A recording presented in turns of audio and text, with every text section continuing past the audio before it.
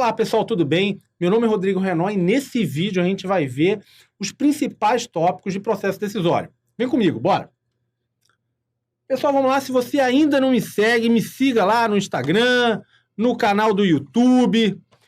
Todo dia eu comento questões, eu bato papo com o pessoal, posto vídeos de dica de concurso, vídeos meus ali. Então, me siga. Vamos que vamos.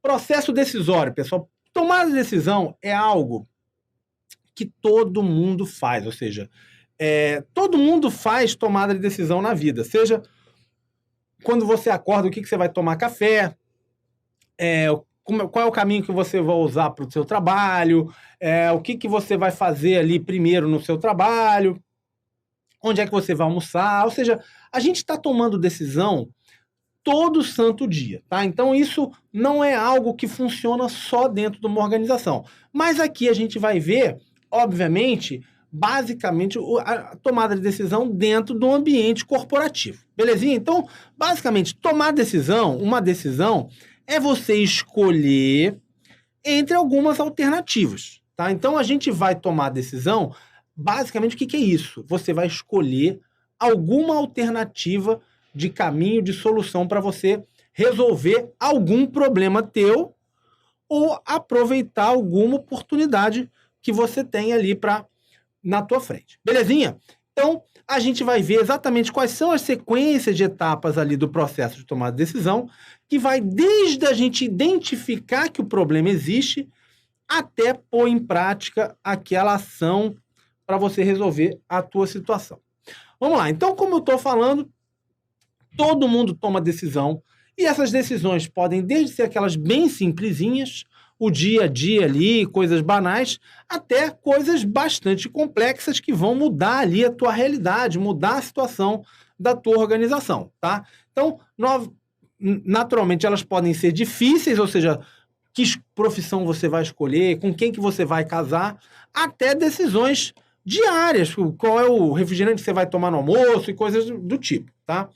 Na empresa, isso não é diferente e boa parte do trabalho de um administrador, de um gestor, é tomada de decisão, tá? Então, de acordo com o Maximiano, que é um autor principal grande aqui na área, ele fala que o processo de tomar decisão é um ingrediente substancial e inseparável das atividades de planejamento, organização, direção e controle. Para quem não sabe, é o processo administrativo, é o grosso do que faz um administrador. Tá? Então vamos lá. Toda decisão inclui 6 elementos. Você tem o tomador de decisão, que é o cabra lá que é o que vai ter que escolher, que vai ter que definir qual das alternativas ele vai tomar ou a empresa vai tomar, tá? Os objetivos que você tem, tá? Quais são aqueles objetivos? O que você quer alcançar com aquela atuação? Quais são as tuas preferências? O que você prefere? Quais são os critérios que você vai utilizar para tomar a decisão? Qual é a estratégia que você tem? Ou seja, qual é o curso de ação que esse tomador de decisão vai escolher para atingir os objetivos? A situação dele, qual é o contexto que ele está ali? Quais são as suas possibilidades?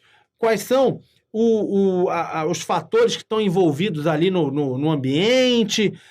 Claro que ali tem coisas que estão dentro do controle, fora do controle, mas a situação do sujeito vai fazer com que a tomada de decisão seja de uma forma ou de outra. E o resultado, ou seja, a consequência da estratégia que ele resolveu escolher. Belezinha? Vamos que vamos.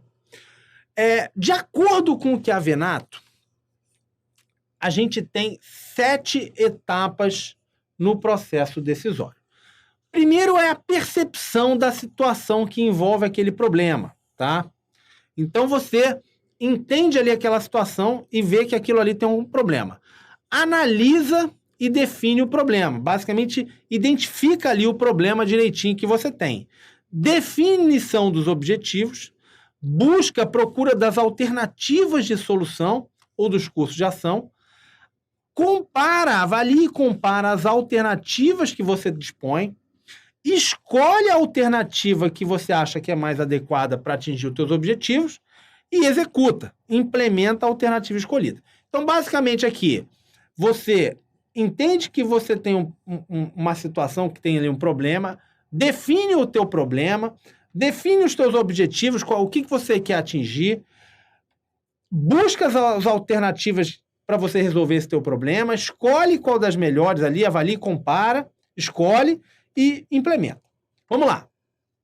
Questãozinha de concurso. A primeira etapa a ser considerada no processo decisório é a percepção da situação que envolve o problema. Tá certo, pessoal? Tá certo. Voltando aqui, é exatamente essa etapa aqui, primeira de acordo com a classificação do Chiavenato, gabarito questão certa. Vamos lá. Esse tópico aqui, pessoal, se você tá aqui de bobeira, anota logo aqui, porque esse aqui é o tópico que mais cai quando a banca fala de processo decisório de tomada de decisão. E é uma questão que é para você não perder em prova, vem para mim aqui. Pessoal, decisão programada e não programada. Cai demais, cai muito, cai demais. Então, basicamente, o que é isso? Você tem dois tipos de tomada de decisão. Uma tomada de decisão, ela ocorre quando aquele problema é rotineiro, quando ele é corriqueiro, quando é algo que acontece o tempo todo. Para que aquilo não dê muito trabalho para a administração, para a instituição, o que ela costuma fazer? Quando aquele problema acontece o tempo todo, ela vai padronizar a solução para aquele problema. Então, eu sempre cito uma situação que todo mundo provavelmente já visualizou, já passou. Você está ali estudando na tua faculdade, você está ali, perdeu a prova, você tinha uma prova para fazer. Vai ter aquela situação de ir lá fazer a segunda chamada e tal. Chega na secretaria da tua faculdade. Imagina, toda a prova vai ter um cara que vai ficar doente, ou que esqueceu que tinha prova, ou resolveu sair com a namorada, ou seja lá o que for que não foi fazer a prova, concorda?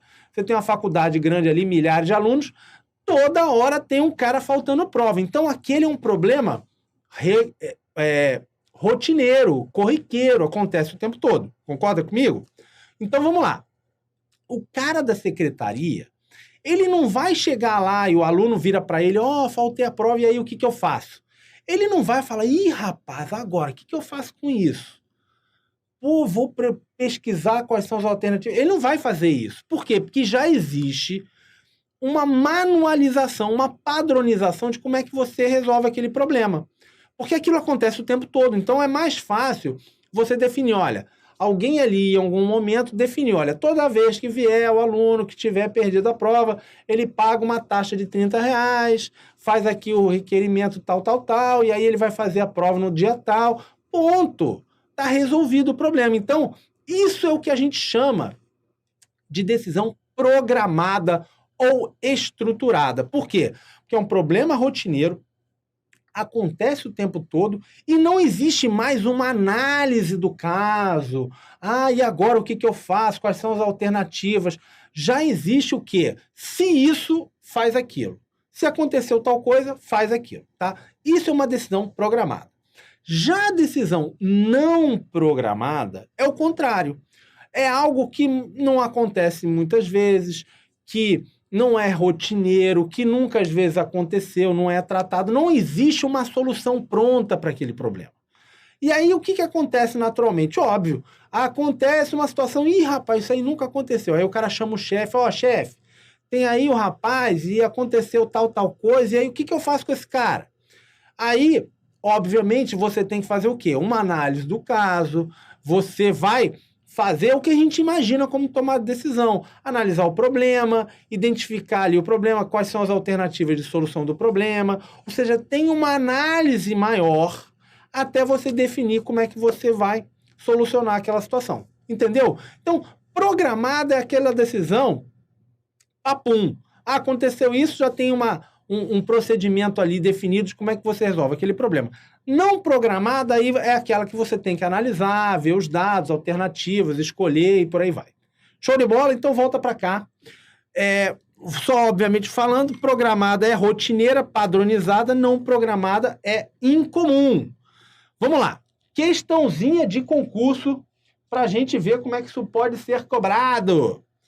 Na universidade, o desenvolvimento de novos recursos didáticos para uso na sala de aula é um exemplo de decisão programada. Pessoal, pensa aí, o que você acha? Você acha que desenvolvimento de novos recursos didáticos, é algo que acontece o tempo todo? Já tem uma definição padrão? Não, né, pessoal? Não é toda hora que você vai desenvolver um novo recurso didático. É algo que você vai fazer o quê? Uma análise. Não tem uma solução padrão. Ah, eu vou usar isso ou não vou usar isso. Existe uma análise. Olha, apareceu uma tecnologia nova, apareceu um equipamento diferente. Será que a gente usa? Será que a gente não usa? E aí, como é que eu faço? Testa aquilo ali. Ou seja, existe toda uma análise, um desenvolvimento ali de uma solução que não dá para a gente enquadrar como uma decisão programada. Não é rotineiro. Não é rotineiro. Por isso, o gabarito é a questão errada. Por quê? Porque não é programado. Vamos lá, mais uma. Nas organizações, as decisões rotineiras e as decisões causadas por variáveis diversas são denominadas, respectivamente, e aí tem contínua e de informações gerenciais, de apoio a decisões e não estruturadas, estruturadas e de apoio a decisões, recorrentes e de informações gerenciais e estruturadas e não estruturadas, que é o outro nome que a gente dá para programadas e não programados. Que é o nosso gabarito letra E. Vamos lá, mais uma. As decisões programadas maximizam a necessidade dos gerentes ou administradores exercitarem seus critérios para a tomada de decisão. Essa é uma questão um pouco capciosa, mas ela está errada. Por quê? Vamos pensar o seguinte: decisão programada, ela vai maximizar, ou seja, vai aumentar a necessidade daquele gerente fazer uma análise, exercitar o critério para tomar a decisão? Não. Ou seja, a decisão programada, o cara vai pensar naquele problema uma vez, vai padronizar e pronto. Nunca mais vai chegar a se bobear no gerente aquele problema de novo, ou raramente vai chegar. Vai passar ali para o cara da linha da ponta, como a gente fala, no nível operacional, vira para mim aqui. E toda vez que acontecer aquele problema, ele vai tomar aquela decisão do jeito que já estava padronizado. O que maximiza essa capacidade de análise, de você exercer esses critérios de escolha, são as decisões não programadas, que aí sim você vai ter que parar, analisar como é que eu faço, como é que eu não faço, quais são os dados, quais são as informações disponíveis, identificar o problema e por aí vai. Isso é que realmente vai demandar muito mais do gerente, do administrador. Beleza? Por isso, o gabarito é também questão errada. Questão errada. Vamos que vamos. Decisão por nível hierárquico. Pessoal, aqui é como basicamente existe a tomada de decisão de acordo com o nível hierárquico da organização. O que é o nível hierárquico, pessoal? Vem para mim aqui. Você tem, pensa na organização como uma pirâmide. Você tem na cúpula, na ponta, lá no topo, o pessoal que manda, né? Se a gente pensar no setor público, seriam o presidente, os ministros, aquelas pessoas realmente que têm mais poder, que pensam a organização como um todo, têm uma visão de longo prazo. Você tem o nível tático, que seriam os gerentes, coordenadores, pessoal de nível médio, ali, intermediário, que normalmente são os chefes dos departamentos, dos setores, que têm uma preocupação maior com cada setor e com médio prazo, e o pessoal do nível operacional mais focado na tarefa, curto prazo, o cara que está lidando ali com a atividade diretamente. Então, volta para a tela aqui. Então, a gente teria decisões estratégicas, obviamente, envolvem a definição da estratégia, do negócio da organização como um todo, e o foco está no longo prazo. Decisões táticas estão ali no nível gerencial, vão envolver ali o destino dos departamentos, das gerências, e vão tentar pôr em prática as decisões estratégicas. Então, você tem aqui o que a gente chama de desdobramento. As decisões estratégicas vão cair ali no colo do pessoal do nível médio, ele tem um foco já no médio prazo e, por fim, as decisões táticas vão cair no colo do pessoal do nível operacional ali, das decisões operacionais, que estão mais voltadas para a execução das tarefas, das atividades e um foco no curto prazo, tá? Então, tranquilo isso aqui. Nível estratégico é a cúpula da organização, pensa no longo prazo, na organização como um todo. Decisões táticas do nível do departamento, nível gerencial, tem o foco no médio prazo, e a decisão operacional, foco no curto prazo, ali na tarefa, na atividade. Vamos lá. Tomada de decisão individual e tomada de decisão grupal, pelo grupo. Então você tem, em teoria, pessoal, você tem a individual, é mais fácil você dizer quem é o responsável, você definir responsabilidades. Você tem menos conflito no processo decisório, afinal é o cara que vai decidir sozinho, e ela é mais barata e mais rápida. O cara toma a decisão rápido, ele não precisa conversar com ninguém, entrar em consenso, debater. Ele vai lá sozinho e toma a decisão. É um processo mais rápido. Em compensação, você no grupo, você tem a tendência de ter maior qualidade das decisões. Tem mais gente pensando, tem mais gente envolvida ali no problema. Então, você tem decisões de maior qualidade, você consegue gerar mais alternativas, naturalmente, você tem mais cabeças pensando aquele problema e gera uma maior motivação, maior envolvimento daquela equipe que está envolvida ali na tomada de decisão. Beleza? Vamos que vamos.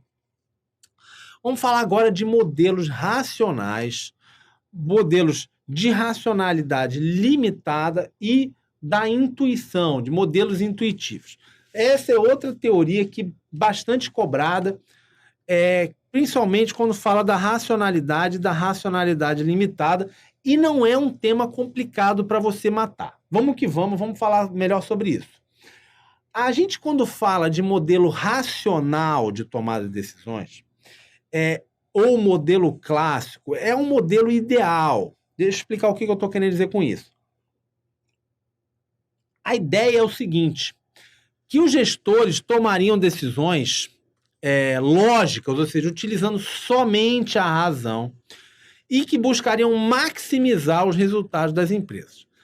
A ideia, basicamente, é analisar como o processo de tomar decisão deveria acontecer e não como ele realmente acontece na prática. Ou seja, basicamente, você tem algumas premissas ali nesse modelo racional que, na prática, é muito difícil de você conseguir juntar tudo isso. Quais seriam essas 4 premissas? O gestor tem um problema definido e um objetivo claro. Ele tem todas as informações que precisa e todas as alternativas bem calculadas. Os critérios para você avaliar as alternativas são definidos e conhecidos.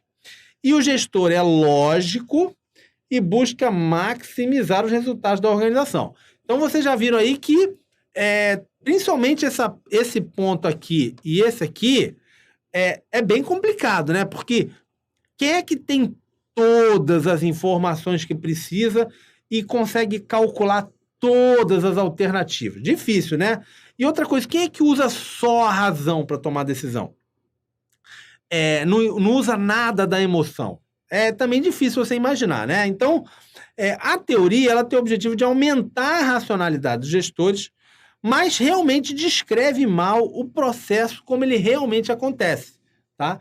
Então, basicamente, o modelo racional, o que teria? Você teria um problema muito bem definido, muito bem diagnosticado, objetivos claros e conhecidos, não teria restrição de tempo ou de recursos, tem todo o tempo do mundo para definir, não tem preocupação em relação a recurso, tem informação precisa, mensurável, confiável, o tomador de decisão é só racional e os critérios permanecem estáveis no tempo. Essas são as premissas do modelo racional. Agora, óbvio, vem para mim aqui, óbvio que isso na prática não acontece.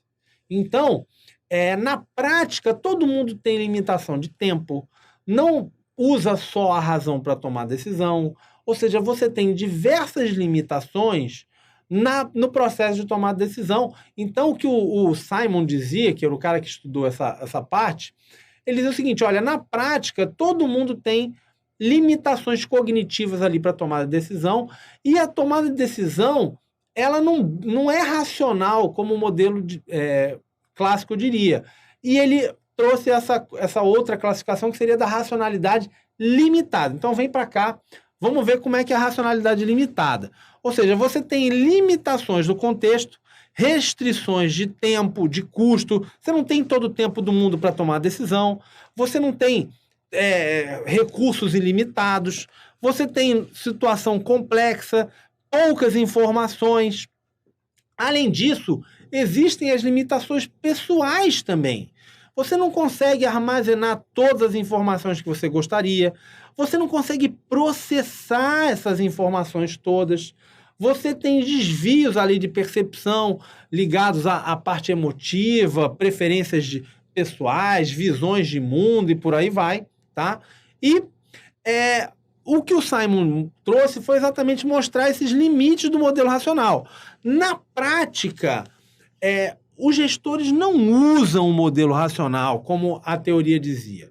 Ele não busca o que seria uma decisão maximizadora, mas a melhor que você consegue, ela satisfatória, ou seja, na prática você faz o melhor que você pode dentro do tempo que você tem, os recursos que você tem e a tua capacidade de análise, tá? Então, o que o gestor faz, é muito comum cair esse tipo de parábola, de análise, que realmente você teria a análise maximizadora, seria do modelo racional, e a do modelo de racionalidade limitada seria a satisfatória.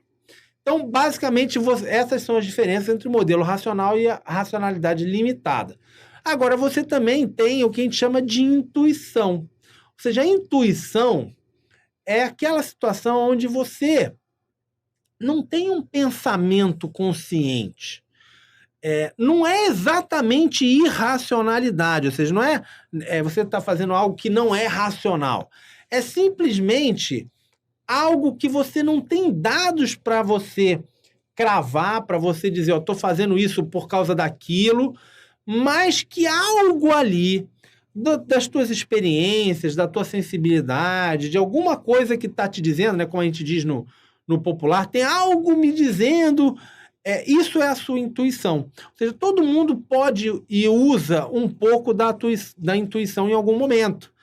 E quanto mais complexo o problema, quanto mais abstrato, ou seja, quanto mais alto o nível hierárquico, e aí a tomada de decisão envolve aspectos mais abstratos, mais complexos, mais importante é o uso da intuição. Então, a intuição é um somatório de experiências que você já teve, do hábito de como você costuma decidir, costuma fazer as coisas e da sua reflexão, da sua capacidade de reflexão ali. Tá? Então, não é irracionalidade, mas também não é baseado no processo racional. Tá? Vamos dar uma olhada em uma questãozinha. Vamos lá, vamos dar uma olhada em como é que isso pode ser cobrado. A tomada de decisões é um elemento crítico na vida organizacional. Sobre esse processo, analise as afirmativas a seguir. 1. No modelo racional de tomada de decisão, o problema a ser resolvido deve ser definido de forma clara e sem ambiguidade. Devem-se listar as alternativas viáveis e escolher a que resulte no valor máximo percebido. Pessoal, isso aqui tem a ver com o modelo racional? Tem, tá certinha. Belezinha. As pessoas tomam decisões dentro da racionalidade limitada. Elas constroem modelos simplificados que extraem os aspectos essenciais do problema sem capturar toda a sua complexidade. Essa frase tem a ver com a racionalidade limitada? Tem, tá certinha. E terceira, a tomada de decisão intuitiva é um processo inconsciente gerado pelas expectativas vividas, sendo uma alternativa complementar ao método racional. Tá certo também. Então, vamos lá, nosso gabarito é letra E. Todas as alternativas corretas. Vamos lá agora falar sobre certeza, risco e incerteza. Pessoal, conceito também não é muito complicado da gente visualizar. Certeza é logo tranquilo, né, pessoal? Você ter certeza significa o quê? Você tem todas as informações necessárias estão ali na tua mão. Você tem certeza de que o sol vai nascer amanhã. Você tem certeza de que 2 mais 2 vai dar 4. Aquela história toda. Ou seja, você tem todas as informações disponíveis na sua mão para você saber o que vai acontecer ou o que aconteceu, tá? Risco. Qual é o conceito de risco? Você tem informações suficientes para estimar uma probabilidade. Então, qual é a diferença principal? Porque aqui certeza é tranquilo, né? O principal que é cobrado pela banca é a diferença entre incerteza e risco. Risco é quando você consegue estimar uma probabilidade daquilo ali acontecer ou não. E quando é incerteza, é quando você não pode calcular a probabilidade. Então, esse é o conceito técnico de diferença entre o que seria risco e o que é incerteza. Olha para mim aqui. Risco, você calcula. Lembra sempre da apólice de seguro lá? Existe uma análise de risco da tua situação. Por que a gente diz risco e não incerteza? Porque aquela seguradora, ela sabe quantos carros costumam ser assaltados na tua cidade, que tipo de modelo você tem, qual é a probabilidade daquele modelo ser levado, ser furtado. Então, ela consegue mensurar a probabilidade daquele teu carro ser roubado. Isso é risco. Existe uma capacidade de analisar. Ele não vai ter certeza de se seu carro vai ser roubado ou não. Isso daí pode ser que sim, pode ser que não. Mas ele consegue mensurar que no universo grande de carros existe uma probabilidade X, Y, Z do seu carro ser roubado, tá? A incerteza, você não tem informação para conseguir fazer essa análise. Ou seja, é incerto, ok? Então, vem para cá. Essa é a principal diferença entre o que seria o risco e a incerteza. Vamos lá. Outro autor, o Thompson, classifica a tomada de decisão em 4 tipos básicos: a computação, o julgamento, o compromisso e a inspiração. E esses tipos se dão de acordo com essas situações de certeza, de risco, de incerteza, e eles jogam aqui que é a diferença, que é da turbulência ou da ambiguidade.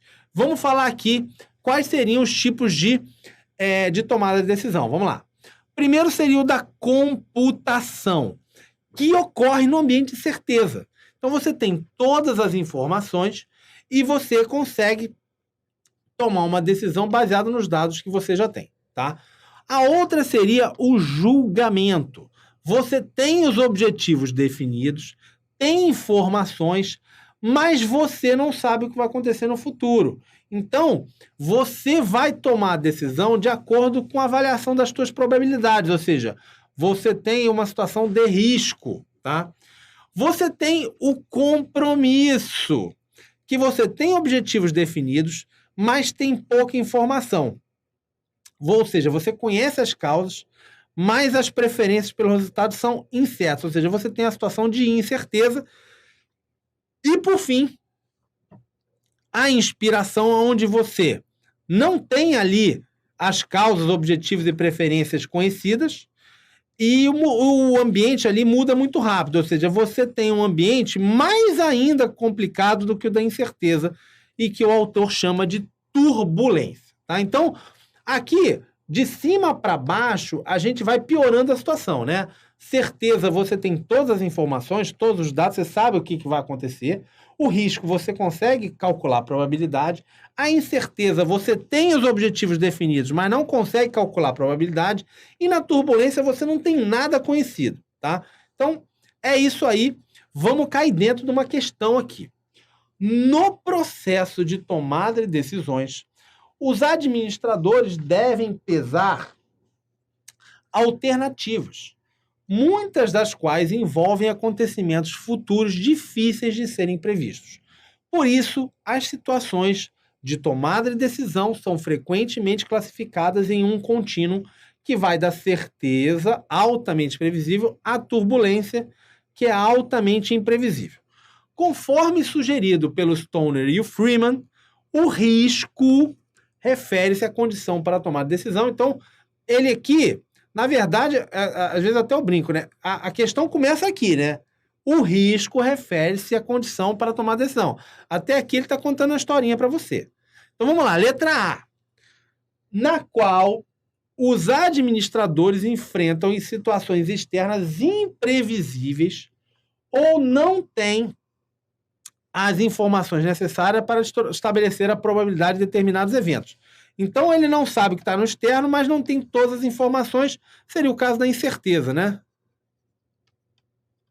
Vamos lá, B. Em que os administradores têm informações precisas, mensuráveis e confiáveis sobre os resultados das várias alternativas que estão sendo consideradas. Aqui seria da certeza. Nenhuma das duas é o risco. C. Em que os administradores conhecem a probabilidade de uma determinada alternativa leve a um objetivo ou resultado desejado. É isso aí. Probabilidade é o que a gente está falando, é o risco. D, que ocorre quando metas não são claras ou quando o meio ambiente muda muito rapidamente, que é a turbulência, botar o tesão aqui. E letra E, na qual os administradores têm informações insuficientes, porém confiáveis sobre os resultados daquilo que está sendo levado em consideração no momento da tomada de decisão, que é a incerteza. O nosso gabarito é mesmo a letra C de casa. Vamos lá, pensamento linear e pensamento sistêmico. Pessoal, olha para mim aqui. Pensamento linear e pensamento sistêmico também não é complexo de você levar para a tua prova. Basicamente, o pensamento sistêmico é um pensamento mais complexo, que analisa ali a organização, como ela funciona, a relação entre os órgãos internos, a empresa com o seu ambiente externo, ou seja, de você saber que você tem várias maneiras de chegar numa solução. Já o linear é mais pão, queijo, é pensar na situação mais simplificada. Então vem para cá. O linear, cada problema você tem uma solução única. A decisão vai afetar apenas uma área da empresa. E a decisão estará sempre válida, ou seja, raramente você vai ter um pensamento linear, ou seja, pensar como se fosse uma situação de máquina, né? Você vai fazer, só tem uma maneira de fazer aquele trabalho, vai afetar só uma área da empresa, não vai afetar mais ninguém, e a decisão vai ficar sempre válida, ou seja, o meio ambiente é estável. Já no pensamento sistêmico, você entende que a solução vai afetar não só a tua área, mas toda a organização. Os efeitos das decisões têm que ser monitorados, porque aquilo ali vai mudando, vai sendo alterado. Os problemas são interrelacionados, ou seja, uma coisa afeta a outra, e a solução que você tinha, que era válida em um momento, pode deixar de ser válida com alguma mudança no ambiente. Não é? Então, beleza, é um modo mais complexo de ver a realidade e esse é um modo mais simplificado, tá? Vamos agora para um tema que tem passado a ser cobrado mais ultimamente, que é a das heurísticas, ou seja, o processo de julgamento e tomada de decisão. Todo mundo tem uma capacidade limitada, finita de fazer análise, de pensar, de pegar dados, informações e tomar decisão, né? A gente está em constante busca de reduzir as demandas ao processamento de informação. Tudo que pode te ajudar a tomar uma decisão, normalmente você vai buscar simplificar a tua vida. Não é assim que funciona?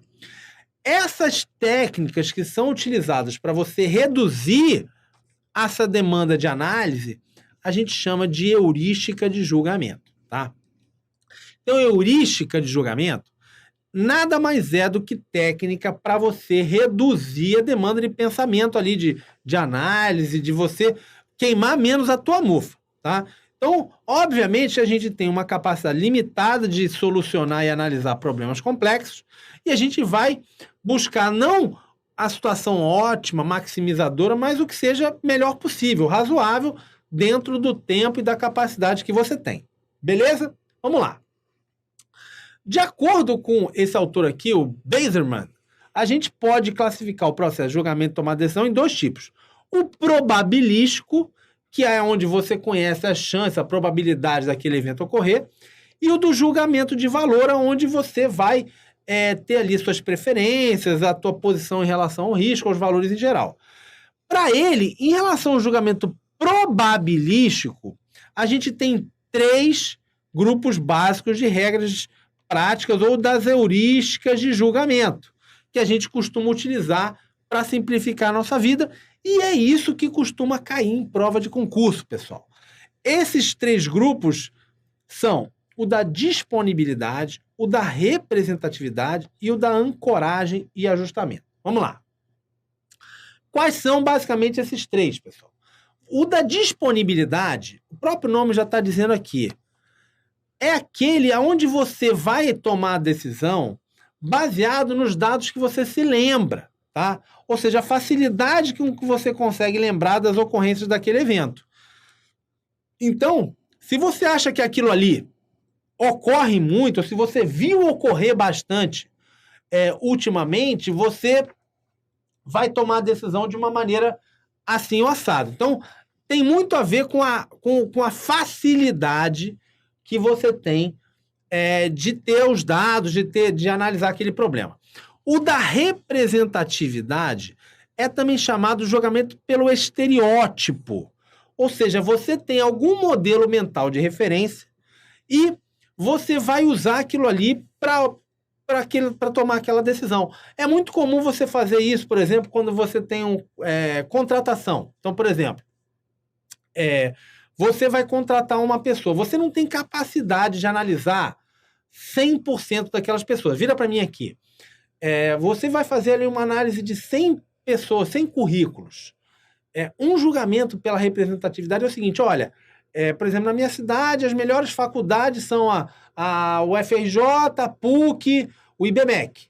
Então, quem não é formado nessas faculdades, eu já elimino. Ou seja, existe um estereótipo de que os alunos dessas faculdades são melhores capacitados. Então, eu vou usar esse estereótipo para simplificar minha capacidade de análise. Então, quem não for formado nessas aí, eu já tiro do processo. Por quê? Porque simplifica a minha vida. Isso é uma origem de julgamento, tá?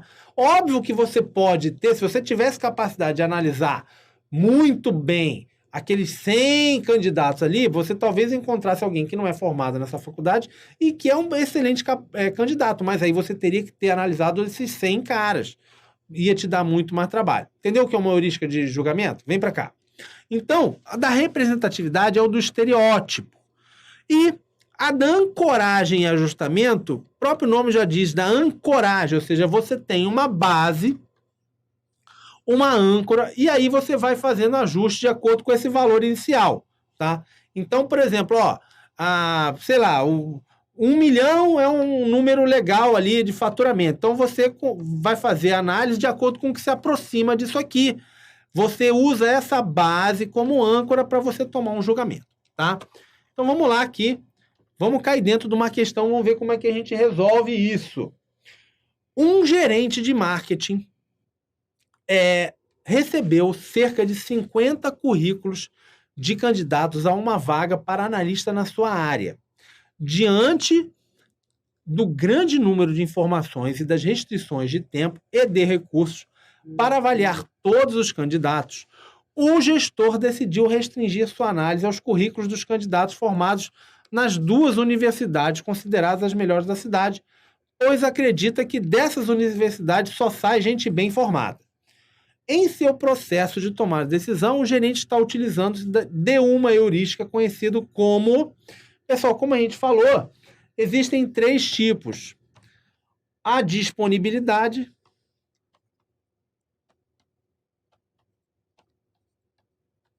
que tem a ver com a facilidade de você lembrar aquele dado ali, de você ter acesso ao dado. O da representatividade,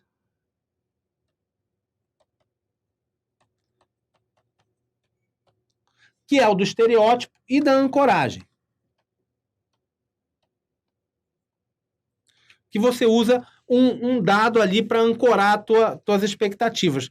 O que ele está usando aqui é o da representatividade, e por isso o nosso gabarito é a letra A. Não é disponibilidade, não é ancoragem, não é framing, nem nada disso aqui. Então, gabarito letra A, vamos que vamos. Outra classificação das etapas na tomada de decisão faz esse tipo de divisão, ou seja, você tem a identificação do problema, o diagnóstico da situação, desenvolvimento das alternativas, avaliação das alternativas e escolha da melhor alternativa, tá? Então, identifica o problema, faz um diagnóstico da tua situação, desenvolve as alternativas, avalia quais são as alternativas que você tem e escolhe a melhor alternativa. Algumas técnicas que a gente tem para fazer isso aqui, para você fazer o diagnóstico da situação. Algumas a gente estuda, inclusive, na gestão da qualidade, então são as mesmas ferramentas, tá? Pareto, Ishikawa e por aí vai. Pareto, pessoal, é uma das ferramentas mais tradicionais da administração, também chamada de regra do 80-20. São baseados, o nome dela vem desse Vilfredo Pareto, que foi um autor do século XIX, muito utilizado até hoje, que basicamente ele faz o seguinte, ele te ajuda a priorizar, a te dizer o que é importante. Então, olha para mim aqui. Qual é a regra do 80-20, pessoal? Basicamente, o que o Pareto disse era o seguinte, olha, em geral, 80% dos efeitos são gerados por 20% dos fatores. Então, isso vale para um monte de coisa na vida real. Então, por exemplo, se você for analisar uma loja, um supermercado, você vai descobrir que 80% das vendas são geradas por 20% dos produtos. Ou, por exemplo, se você for no hospital, você vai descobrir que 80% das mortes são geradas por 20% das doenças. Ou de que, por exemplo, vamos pensar outra situação, que 80% dos acidentes ocorrem em 20% dos locais ali das regiões. Ou seja, aquilo ali você consegue aplicar em criminalidade, em saúde, em educação, na organização como um todo, tá? Então, por exemplo, 80% dos resultados de venda vão se dar com 20% dos vendedores, e por aí vai, tá? Então, essa regra do 80-20, ela te ajuda ao quê? A você priorizar o que é importante. Então, se 20% dos itens da tua loja geram 80% dos valores da venda, o que você precisa fazer? Você vai ter que dar atenção àqueles 20%, concorda? Aqueles produtos ali não pode faltar, você tem que ter uma negociação melhor ali com o teu fornecedor e por aí vai. Show de bola? Então volta para cá. Então, o gráfico de Pareto vai te ajudar a identificar o que é prioritário, o que é mais importante em uma situação. Beleza? Então, basicamente, é o que eu citei aqui. Você teria aqui boa parte das vendas se dá aqui em 20% dos itens e por aí vai. Ou seja, alguns fatores que são importantes, geram maior parte dos efeitos, outros fatores que são insignificantes, que geram boa parte dos efeitos, tá? Outra ferramenta é a do Ishikawa. A do Ishikawa, ou seja, é uma ferramenta que te ajuda a entender as possíveis causas de um problema, também chamado de diagrama causa e efeito, e também chamada de diagrama espinha de peixe. Principal utilização é para você estruturar e hierarquizar as principais causas de um determinado efeito ou problema que você está estudando. Por isso que tem muita gente que chama ele de causa e efeito. Belezinha? Então vamos lá. Por que ele é chamado de espinha de peixe, pessoal? Porque ele tem esse formato assim. A gente até às vezes bota o peixinho aqui para o cara visualizar, né? Então assim, você tem um problema. Então, por exemplo, por que ocorreu um acidente de trânsito? Então você vai ver ali, olha, pode ser Veículos, ó, o veículo é mal conservado, está sem freio ABS, não tem equipamento de segurança, as vias ali não tem sinalização, não tem conservação, está faltando fiscalização, o motorista não conhece a legislação, não é educado, ou seja, você vai tentar mapear as principais causas daquele problema que está acontecendo, tá? Outro problema semelhante, o avião teve um acidente. Ah, o que houve ali? Será que foi o controle de voo? Será que foi equipamento, infraestrutura, pessoal e por aí vai? Tá? Então, diagrama de Ishikawa, ele tem essa função de você tentar descobrir quais são as causas de um possível problema ou efeito que você tem. Beleza? Vamos lá. Outro seria o diagrama de correlação ou dispersão, de você entender qual é a possível correlação entre duas variáveis diferentes. Então, por exemplo, o investimento em saúde afeta a expectativa de vida, aí você faz uma análise e pode descobrir, olha, realmente, o investimento em saúde aqui por cidade, nesse caso, olha, maior investimento levanta a expectativa de vida. Então, aqui investiu pouco e teve baixa estimativa de vida. Aqui investiu mais, teve maior estimativa de vida. Ou seja, se existe um fluxo assim, indica uma correlação. Ou seja, de que quanto maior o investimento em saúde, maior a estimativa de vida da população. Tá? Então, é isso aí. Para isso que serve o diagrama de correlação. O próprio nome já diz, para você ver a correlação entre duas variáveis. Ainda tem outro nome que seria da dispersão. Vamos para uma questãozinha aqui. Na administração da qualidade, o princípio que estabelece que a maior parte dos prejuízos são causados por um número relativamente pequeno de defeitos é o de... Pessoal, quando você sabe que um número pequeno de fatores gera a maior parte dos efeitos, isso aí é Pareto. Não tem nem o que pensar. Diagrama de Pareto. Vamos lá. O diagrama de Pareto é uma ferramenta que permite classificar e priorizar oportunidades de melhoria. Facilita a tomada de decisão por parte dos gestores. Tá certo, pessoal? Tá certo. Vamos mais uma. A ferramenta mais adequada para distinguir quais itens são responsáveis pelas perdas vitais e quais representam perdas triviais é a gráfico de Pareto também. Vamos que vamos.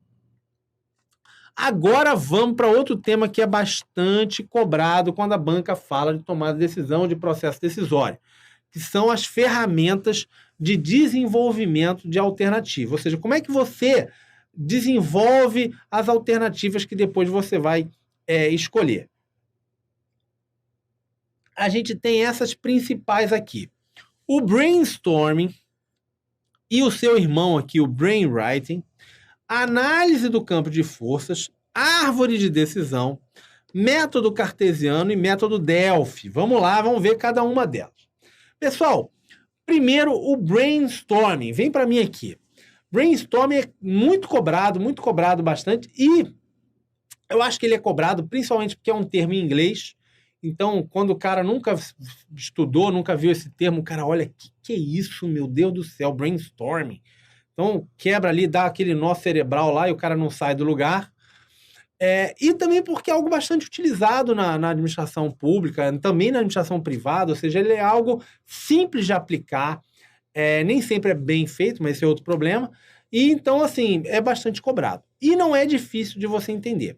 O que é um brainstorming? Ou muita gente chama de toró de ideias, tempestade de ideias, que nada mais é, o termo em inglês é brain, seria cérebro, storming é de tempestade, né? Então, brainstorming é o seguinte, você junta o pessoal, você tem um problema, tem que desenvolver as alternativas, como é que você vai resolver esse problema? Junta aquele pessoal e fala, olha, gente, a gente está fazendo uma reunião aqui, a gente precisa, por exemplo, vamos imaginar que seja você quer escolher o nome da empresa, tá? O problema é esse, você tem que definir o nome da empresa. Então, vamos fazer o seguinte, olha, a gente vamos aqui durante 10, 15 minutos, o que vier na tua cabeça você fala. Então, a gente vai só anotando, ninguém vai fazer análise de valor nenhuma, e vamos dando ideias aqui, e depois a gente vai fazer uma análise do que a gente pode aproveitar. A ideia é que ninguém critica a ideia de ninguém. Ou seja, de você deixar as pessoas tirar aquele negócio o que vier na cabeça. Por quê? Porque aí as pessoas vão se sentir mais tranquilas de trazer a contribuição que elas têm. Porque às vezes o que pode parecer meio doido ou meio ridículo e tal, depois, não, até que é legal, isso aqui ser uma solução importante e tal. E qual é a ideia de você não criticar? Porque, pensa bem, tem ainda mais aquele pessoal mais timidozinho, né? Você vai lá, vai pra reunião, aí chega lá o seu chefe, ô fulano, você fala aí e tal. Aí o cara, eu acho que eu não sei o quê. Aí vira aquele colega do lado, que ridículo, rapaz, que idiotice. Pô, o cara nunca mais vai trazer uma ideia na vida. O cara vai ficar daquele jeito, se bobear, vai pro banheiro, chora. Então, assim, a ideia é de você criar um ambiente sem críticas. Aí, naturalmente, depois do processo, você vai pegar ali todas as alternativas geradas e aí sim você vai analisar o que dá para aproveitar, o que não dá para aproveitar. Mas o objetivo do brainstorming é todo mundo, jogar ideia ali, diga assim, o que vier na cabeça. Belezinha? Então volta para cá. Como a gente está falando, a ideia é um ambiente onde as críticas sejam suspensas. Ninguém vai criticar o trabalho de ninguém. Você tem um encadeamento de ideias, tá? De acordo com o Maximiano, os princípios básicos na geração de ideias são dois. A suspensão do julgamento, ou seja, ninguém vai falar nada sobre a ideia do coleguinha, e da reação em cadeia, ou seja, o cara dá uma ideia e aquilo ali te gera, às vezes, rapaz, pensei numa outra coisa aqui, até chegar numa decisão legal, tá?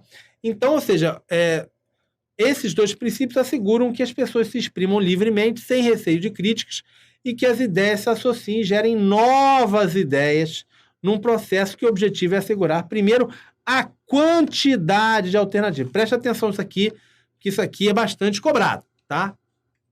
Vamos lá. No entanto, nem sempre isso acontece de maneira fácil. Existe outra alternativa, que é o brainwriting. Brainwriting é o seguinte, vem para mim aqui. Por mais que você tente criar esse ambiente sem críticas, que ninguém vai... Diga assim, sempre tem aquele coleguinha que mesmo assim não sai nada ali, ele fica travado. Coleguinha que eu tô falando pode ser coleguinha também, não tem nada a ver com gênero, não. É aquela pessoa mais tímida que não se sente bem nesses ambientes e tal. E para você solucionar essa situação, você tem a mesma ferramenta, só que de maneira escrita, maneira anônima. Então, assim, as pessoas vão dando ideias, mas vão dando por escrito. Por isso, ninguém sabe quem trouxe a ideia. Tá? Então, assim, facilita ainda mais as pessoas trazerem ideias novas para o processo. Tá? Então, vamos lá. A diferença principal do brainwriting para o brainstorming, né, é que aqui é escrito. Ninguém fica sabendo quem foi que deu a sugestão. Então, assim, existe um processo anônimo de sugestão, aonde você não tem ali o medo da pessoa de dar a sugestão e ficar marcada. Quem foi que trouxe aquela ideia?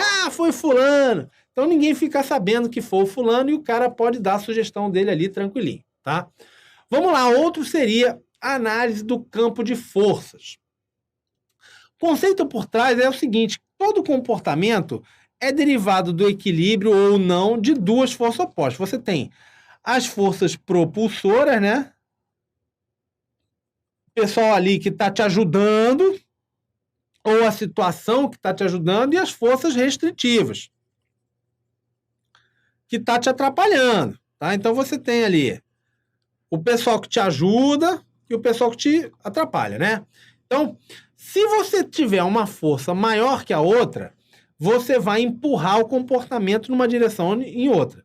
E, no fundo, quando você usa uma ferramenta dessa, você vai buscar entender quais são os fatores que estão te ajudando, que são favoráveis, e quais são os que vão vão contra a qualquer decisão que você possa tomar. Ou seja, olha, se eu vier por esse lado, eu tenho tal coisa que me ajuda, que vai me auxiliar.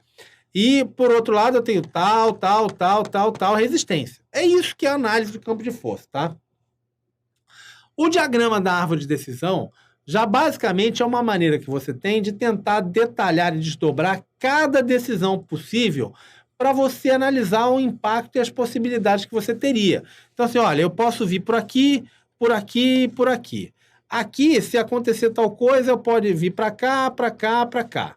Aqui, poderia vir para cá e para cá. E aqui, para cá e para cá. E aí você chega, olha, aqui eu tomo um prejuízo de 1 milhão, aqui eu fico no pau a pau, aqui eu ganho dinheiro, aqui eu tomo um prejuízo de 5 milhões, aqui eu tomo um prejuízo só de 200 mil, e aqui eu vou lucrar 1 milhão, e aqui eu vou lucrar 10 milhões. Então o cara vai fazer uma árvore ali, onde ele vê cada resultado possível de cada decisão ali que ele tiver, tá? Ela é útil quando a gente tem diversas decisões complexas em ambientes de incerteza. Então, você tem ali uma série progressiva de decisões possíveis e você quer analisar o impacto de cada uma delas, tá? Método cartesiano. Essas aqui, como eu estou passando uma rada, é porque não é tão cobrado, né, pessoal? Então, os que foram mais cobrados, eu vou marcando para vocês ficarem mais atentos. O método cartesiano foi desenvolvido pelo Descartes, René Descartes, um filósofo lá de 1590, foi morrer em 1650, e ele é conhecido como a base do método científico, um dos autores principais dessa área. Muito importante ali a influência nos estudos da administração, e ele tem um método que é baseado em 4 princípios do método cartesiano. A dúvida sistemática, a análise ou decomposição, a síntese ou a composição e a enumeração ou verificação. Vamos ver aqui como é que é cada um deles. Então você tem a dúvida sistemática ou da evidência, é você não aceitar nada como verdadeiro enquanto a gente não tiver evidência clara. O objetivo, naturalmente, é de você evitar se precipitar, ou ter alguma prevenção contra algum resultado, ou seja, de você deixar as suas possibilidades em aberto. Ou seja, você está sempre duvidando enquanto você não tem uma evidência clara de que aquela situação é daquele jeito, tá? Análise ou decomposição. Você vai dividindo e decompondo cada problema em todas as partes possíveis que você puder, tá? Então vai quebrando o problema ali em diversos pedacinhos e analisando e resolvendo cada partezinha dessa em separado. A outra seria da síntese ou da composição, que é você conduzir ordenadamente os seus raciocínios e pensamentos, tá? Então você vai começando com os objetivos mais simples e depois vai avançando para os mais complexos. E, por fim, o da enumeração ou verificação, que é a constante checagem e recontagem para você ter certeza de que você não deixou nada para trás, que você não teve algo que você deixou de analisar e por aí vai, tá?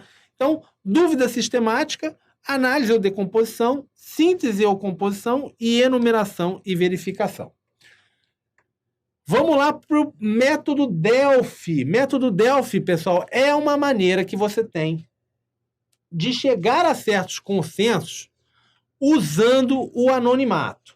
Você faz ali um envio de questionários a vários especialistas sem eles saberem, às vezes, que até estão participando do problema. Então, é uma maneira que você tem de você ter ali a presença de vários especialistas, né? E eles estão ali, às vezes, participando, você vai enviando questionários a eles, e aquilo ali funciona em várias rodadas, e você tem... eles, não influencia o trabalho do outro, porque eles estão trabalhando ali em anonimato, ou seja, um não sabe que o outro está participando também. Qual é a ideia por trás do método Delphi? É que você tem a participação desses especialistas, desses caras que dominam aquele problema, mas que você não tem o efeito manada, ou seja, nenhum deles influencia os demais. Por quê? Porque é muito comum.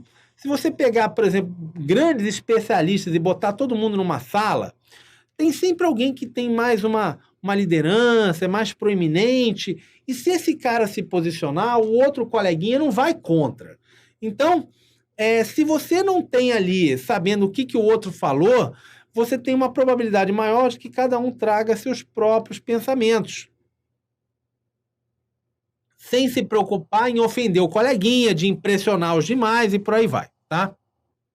Então, basicamente, é um processo que você manda perguntas, recebe respostas, aí manda de novo alguma síntese da tua dúvida, do que ficou mais ou menos em consenso, vai tirando dúvidas com esses profissionais e você vai fazendo essa síntese e vai chegando aos consensos sem que eles saibam que isso está, às vezes, acontecendo, tá? Então, você vai mandando novas perguntas ou sínteses das posições que já ficaram ali predominantes e vai trocando ideia com esses especialistas até chegar a um consenso sobre aquele problema, tá? Obviamente, como problema dessa técnica é a lentidão, porque você tem ali um vai e volta de mensagens e tal, aquilo ali não é rápido, tá? Mas, de qualquer maneira, é um método que você tem para desenvolver ali alternativas. Vamos lá para uma questãozinha aqui.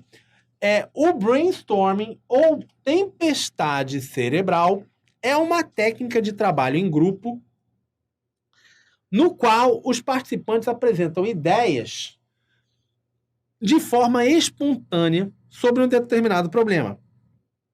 E numa primeira etapa, é necessário enfatizar a qualidade das ideias e não da quantidade. A questão estava linda, maravilhosa, até chegar isso aqui. Vem para mim aqui. Pessoal, o brainstorming, o ideal é o cara gerar o máximo de alternativa. Por quê? Porque você não está criticando. Você não faz uma análise. Você não vai virar para ele e falar, não, rapaz, não gostei muito desse negócio. Você vai deixar falando. Ó. A ideia é exatamente esse encadeamento de ideias. Sai uma coisa aqui, aí o cara lembra de um negócio, dá outra ideia, aí a outra. Rapaz, tive uma ideia boa aqui. Mais uma. Depois, aí você vai limando ali o que serve e o que não serve. Então, no primeiro momento, o importante é a quantidade, não a qualidade. Vem para mim aqui, por isso o gabarito é questão errada.